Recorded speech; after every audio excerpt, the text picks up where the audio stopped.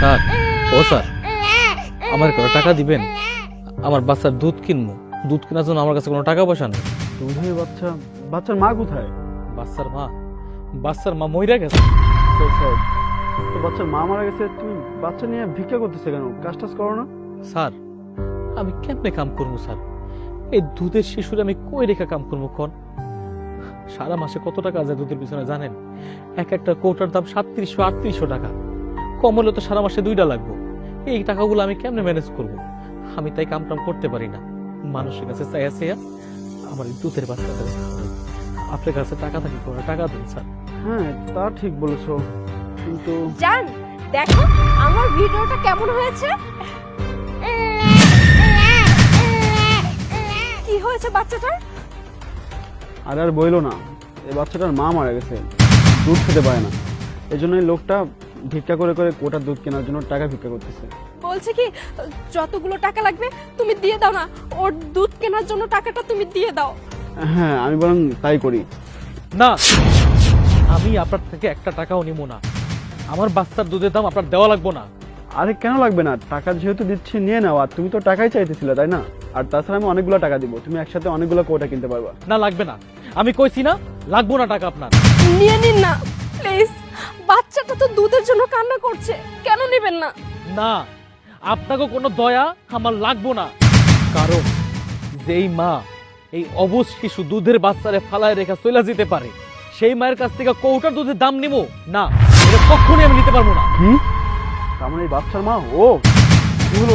জবাব দাও, এই বাচ্চা তোমার? উনি আর কি করবো? ওনার কি কর কিছু আছে? আমি কইতেছি শোনেন, আমি দিন মজুরের কাম করতাম, অভাবের সংসার ছিল আমার, সব ভালো মতোই যাইতেছিল, কিন্তু হঠাৎ কইরা আমার বোর বিলাসিতা বাইরে গেছে। ওর কোনো চাহিদা আমি পূরণ করতে পারি নাই। ও যখন যা চাইতো আমি কিছুই দিতে পারতাম না, আর তার কারণে প্রতিনিয়ত আমার লগে ঝগড়া বাঁচত। আমি একলা মানুষ, আমি কি করবো কোন? আমার যতটুকু সাধ্য ছিল আমি চেষ্টা করছি ওর সব শখ পূরণ করার, কিন্তু আমি ব্যর্থ। আল্লাহ আমার সেই ক্ষমতা দেয় নাই। একদিন আমাকে গোলজিরা এই ফুটফুটা চাঁদের টুকরা সন্তান আইছে। সন্তান হওয়ার পর না আমার বউয়ের রূপ বদলে গেছে। ও বলতেছে আমি আটকা থাকতে পারবো না, আমি মুক্ত হইতে চাই, আমি এই সন্তান বড় করতে পারবো না, সন্তান মানুষ করতে পারবো না, এই সন্তানের দুধ খাওয়াইতে পারবো না। জানেন ভাইজান আমি কি করছি? মা ছাড়া এই দুধের শিশু কতটা কষ্ট করে, দুধের কারণে সারাক্ষণ চিল্লাইছে ভাইজান জানেন। আমি না কতজনের কাছে নিয়ে নিয়ে ঘুরছি, কেউ আমার সাহায্য করে নাই। অনেক কত জায়গায় খুঁজছি, কোথাও খুঁজে পাই নাই। এই সন্তান আমারে ফালায় দিয়ে তালাক দিয়ে চলে গেছে। কেন জানেন? তার বিলাসিতার কারণে। তার বিলাসিতা বাইরে গেছে, আমি তো তার বিলাসিতা পূরণ করতে পারি নাই। ওর কান্দন স্যার আমি সহ্য করতে পারি নাই। ওর কান্দনে আল্লাহর আরশ কাঁপে উঠছে স্যার। স্যার আপনিই কোন, এই রূপের কি দাম আছে যে রূপের কাছে মাতৃত্ব হার মাইনা যায়? স্যার গো, একটা মানুষ ইচ্ছা করে মানুষের কাছে হাত পাতে না। আমি আমার বাচ্চাটারে বাঁচানোর লইগা মানুষের দুয়ারে দুয়ারে যে ভিক্ষা চাইতেছি, যে আমার একটা দুধ কেনার টাকা দেন, আমার বাচ্চাটা না খেয়ে মইরা যাইব। আমি কত অসহায় বাপ হয়ে করতেছি জানেন? আমার কাছে থাকলেও কেমনে মানুষ হইব? আমি তো ভ্যান চালাইতেছি, রিক্সা চালাইতেছি, আমি দুধের বাচ্চাটার ঘরে রেখে কেমনে কাম করবো কোন স্যার? তাই বাধ্য হইয়া আমি আপনাদের কাছে হাত পাচ্ছিলাম। যখন দেখলাম এই বাচ্চার মা এই জায়গায় আছে, সে আমোদ ফুর্তি করতেছে, আমি তার থেকে কেমনে টাকা নেবো কোন স্যার? আমি কোন মুখে টাকা নেবো? দরকার নেই আমার কারো টাকা। আমি তোমার রূপ দেখে তোমাকে বিয়ে করে ফেলেছিলাম, তোমার ব্যাকগ্রাউন্ডে যাচাই করে নাই। তুমি একটা তোমার দুধের বাচ্চাকে ফেলে আমার সাথে বিয়ে করতে চলে আসছো, কেন আমাকে এসব বলো নাই? বলো। আর তার থেকে বড় কথা, যে তার দুধের বাচ্চাকে ফেলে আমার কাছে আসতে পারে, সে তো আমার থেকে বেটার অপশন পেলে আমাকেই ফেলে চলে যাবে। তুমি দেখো তোমার কোলের সন্তান কত কষ্ট পাচ্ছে, কান্না করছে, তাও দুধের জন্য। আর তুমি কিনা এই দুধের বাচ্চাকে ফেলে রেখে আমার সাথে আরামে এসে ফুর্তি করছো। আমার ভাবতেও ঘৃণা হচ্ছে, তোমার মতন একটা মেয়েকে আমি বিয়ে করেছি। হ্যাঁ, আমি অন্যায় করেছি, আমি ভুল করেছি। আমি ভেবেছিলাম এই বাচ্চাটা আমার কাছে বোঝা,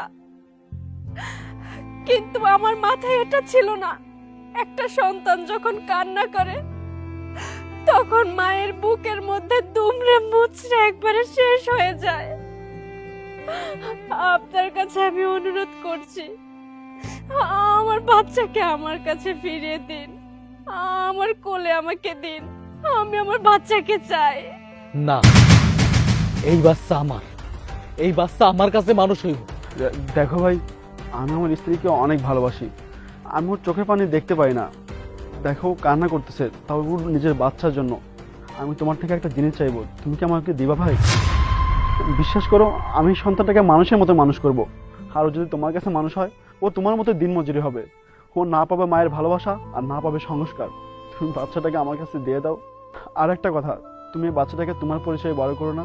এই বাচ্চাটাকে আমি আমার পরিচয়ে বড় করব। এই বাচ্চা আজকে থেকে আমার, আমাকে বাবা বলে ডাকবে।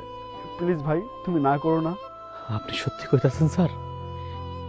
এই বাচ্চাটার পরিচয় দিবেন, এই বাচ্চাটার মানুষ করবেন? ও স্যার, আমি রাজি আছি স্যার। তাছাড়া আমি কি করবো স্যার? আমি তোর কান্না সহ্য করতে পারি না স্যার। আপনার কাছে যদি থাকে, আপনার যদি ভালোবাসা পায়, ও মানুষের মতো মানুষ হইতে পারবো স্যার। আমি শুধু দূর থেকে একটু দেখলে আমার শান্তি লাগবো। একটা বাপ হই আর কি চাওয়ার থাকতে পারে? দিন, বাচ্চাটাকে আমার কাছে দিন। দেন স্যার।